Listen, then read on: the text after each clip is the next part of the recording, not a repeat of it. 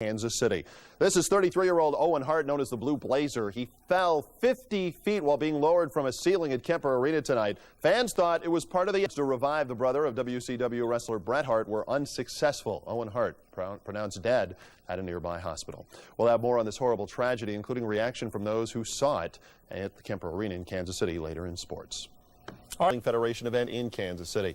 Wrestler Owen Hart, seen here from an earlier fight, is being lowered to the ground when he fell 50 feet, hit his head on a turnbuckle. Many fans thought it was part of the act. Right before we were going to walk out, I just heard them screaming, saying it's not a fake, get a real EMT back here. He's not breathing, the ripcord broke or something, I don't know, and they rushed him back. He was blue in the face, and they just rushed him out. We in the World Wrestling Federation are saddened by the tragic accident that occurred here tonight. And we send our condolences and sympathy to Owen Hart's family. Hart died in the fall. He's survived by a wife, 2 children. His brother Bret Hart was 33. We'll move on to the forum now. And Blue Blazer falls 50 feet to his death in a stunt gone wrong. An accident as millions of people watched on television. Hello, everybody. I'm Rick Chambers. And I'm Diane Diaz. Our top story at 11, a former World Wrestling Federation champ is dead tonight. Once king of the ring, Owen Hart fell from the ceiling during an event in Kansas City. The audience at first thought it was a stunt. Millions of fans were tuned in on pay-per-view TV. Fred Rogan is here right now with the rest of this story. Fred? All right, Diane, indeed, tragedy in the ring tonight in the world of pro wrestling. A form of entertainment which is known for its fantastic fiction is now experiencing horrific nonfiction. WWF wrestler Owen Hart, known professionally as the Blue Blazer, died tonight in Kansas City when he fell 50 feet into the ring as he was being lowered from the ceiling at Kemper Arena. The fall occurred in an event called Over the Edge, which was being televised to a pay-per-view audience. The 33-year-old Hart, given immediate CPR by paramedics, as a stunned crowd watched in horror, realizing that something had terribly gone wrong.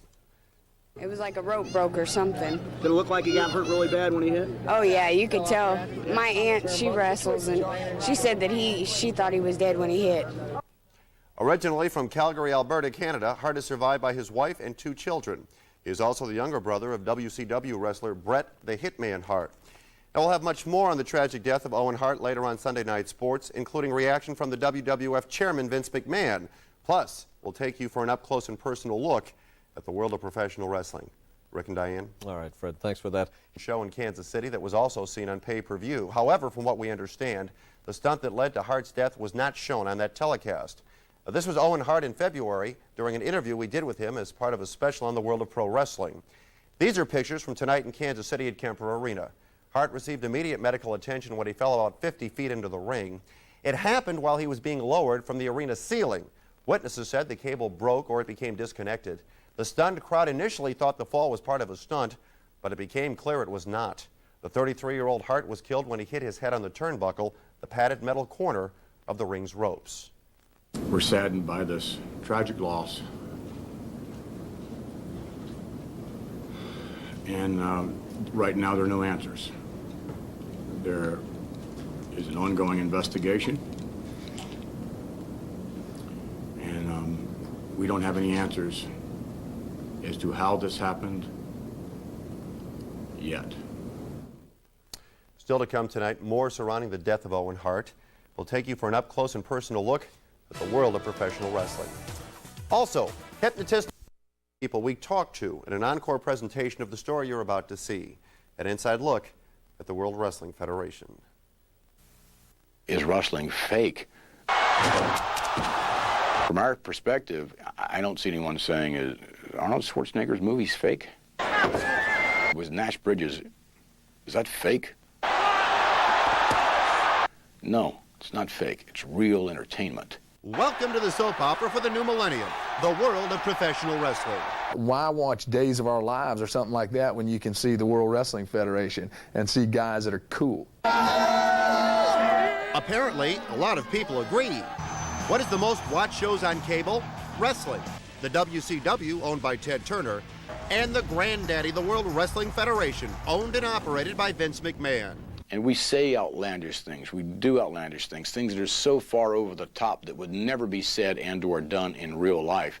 Yet we pull it off with some degree of credibility. and we're winking at you the entire time we're doing it.